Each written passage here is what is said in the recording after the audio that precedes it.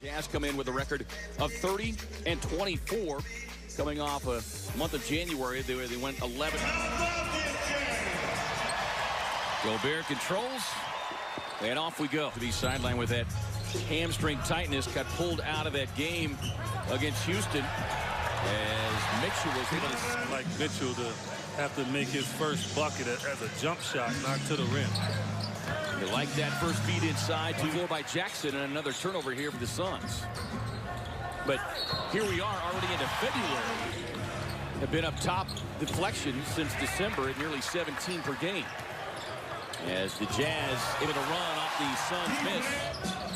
Just 1 of 5 from deep against Houston. Little dribble hesitation sets up.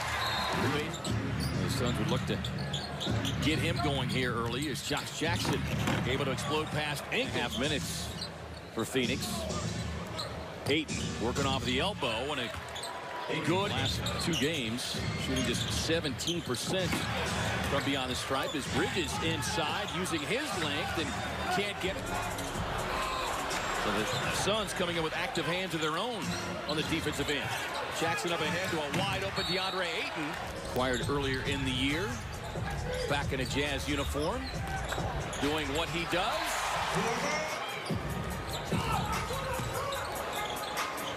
And there's Jake Crowder, certainly a fan favorite. Suns really getting pushed out of the perimeter in their offense as Kelly Oubre shoots. Here's Crawford. Oubre working on Crowder. Gets inside again, and Oubre. And Gobert is like the Eiffel Tower. Yeah, he's going at both of them. O'Neal on a drive to the basket as Oubre trying to. Bridges able to navigate past O'Neal. Nice soft. Ingles always a threat to shoot the 3, but only 2 games. But again, the Suns shorthanded as Jay Crossover putting on a dribbling display on Neto, feeding home. Together, and you have to do it on a consistent basis, and defensively they have been very good lately. Maybe, and that's what the young players have to understand. Ingles feeds it across to an open Neto out of the corner. And 5 on a shot clock. Ingles, nice bounce pass inside. And he said school wouldn't let me forget about it, and that's what Gobert got. But I'm okay with it. You can see he's holding it between that left index finger and thumb. But I had noticed that, and I was. Jackson trying to work baseline. Nice reverse. Jazz trying to put the nail in early. I just need to get some rhythm here. That's a good drive there. First 2 points of the night for Kobo.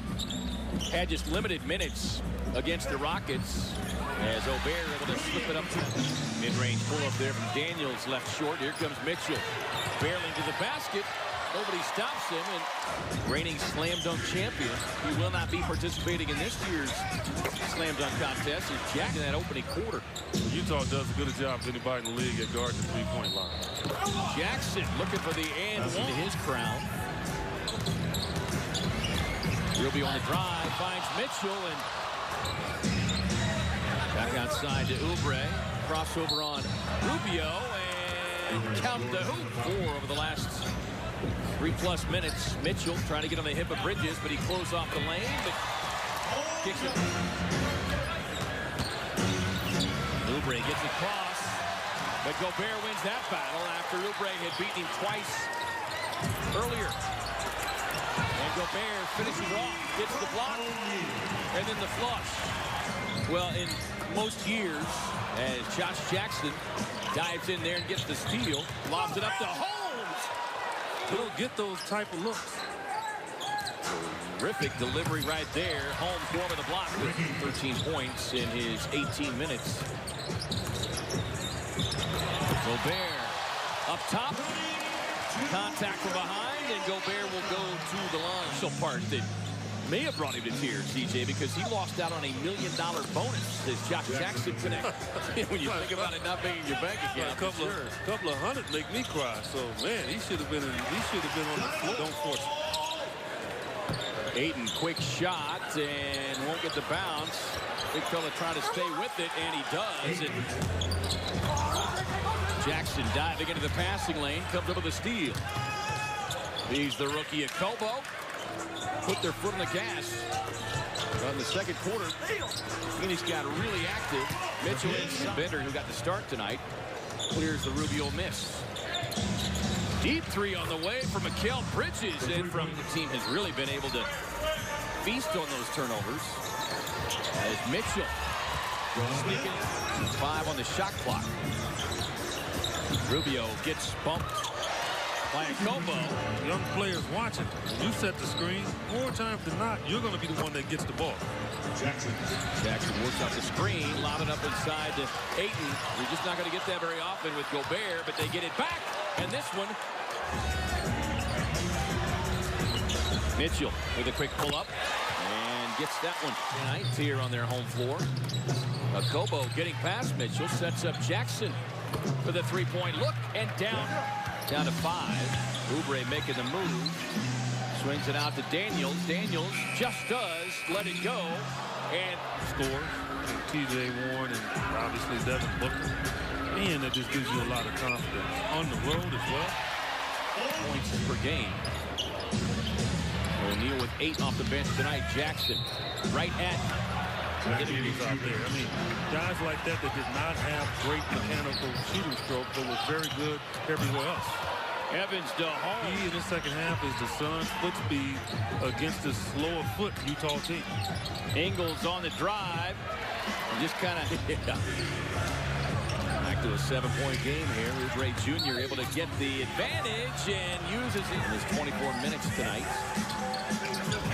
Feeds Favors inside to the quick. Without Devin Booker and T.J. Warren, they would have taken it. Right now, I'm telling you, this Utah team is fragile right now, but can't give them that. Suns getting back in transition D. O'Neal.